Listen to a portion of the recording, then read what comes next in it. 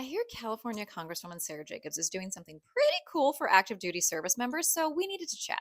Hey girl, I got some questions for you. Do active duty service members, so these are like people who are, fighting for our country, if they've got infertility or they want to freeze their eggs, can they currently have that covered by their insurance TRICARE? Right now, under TRICARE, the military insurance program, you can only get fertility treatments covered if you can prove that your infertility is service connected, which is really hard to do. And so, if you are a service member, you basically have three options. You can forego building a family, you can pay tens of thousands of dollars out of pocket, you can leave the military in order to get a job in the private sector with health insurance that will cover IVF.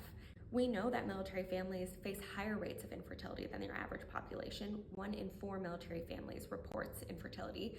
I don't like that. So, what would your bill I do? would say that TRICARE, the military insurance program, covers all fertility treatments regardless of your ability to prove service connection, egg freezing to IVF. Also think if this becomes law, it can be the push that we need in order to get all private insurance to cover fertility treatments, because at the end of the day, everyone deserves access to these treatments.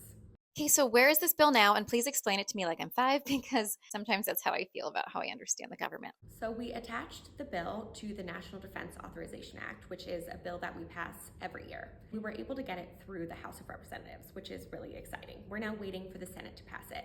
And then what's going to happen is the Senate version of the bill and the House version of the bill come together and come up with one final version of the bill that then goes back to each body to vote on. And this is where last year Speaker Mike Johnson weighed in and took out the IVF provisions that we had in the NDAA. How do we stop Speaker Johnson from removing it? That is such a good question. You guys are so important in doing this. The thing that moves my colleagues is real human stories. So please share your story in the comments, share your story with your member of Congress, share your story with your friends and families, and then share this video so that other people can understand how important it is. Okay, this is also kind of for Nancy Mace, but also for you and me. What's your favorite form of gender affirming care? Mine is Botox because then my kids say I don't look so angry all the time. Actually, I haven't gotten Botox yet because I'm scared of needles, although now after all this fertility treatments, maybe my phobia of needles will be gone. So I think like getting my hair done, doing my makeup and nails, like all of that is gender affirming care. And it makes me feel, I don't say pretty anymore because I have a 2.5-year-old niece, so it makes me feel